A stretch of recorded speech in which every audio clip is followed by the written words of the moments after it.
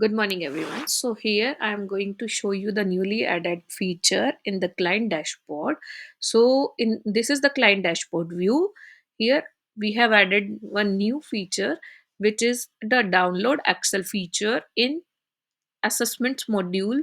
We have and in assessment modules we have a six features here, but we have added the download excel for dietary lifestyle and biochemical physical activity measurement and vitals dietary recalls and clients daily intakes.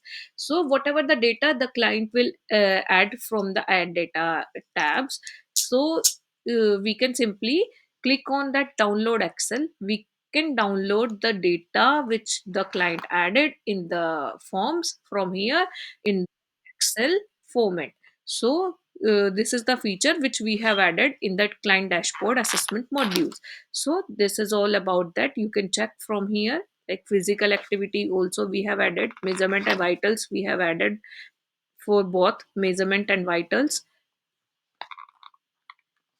Now, dietary recall, whatever the data we have filled in that, we can simply download it in the Excel format.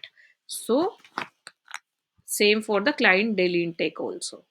So, this is all about the new added feature, download Excel in assessment module. Thank you so much.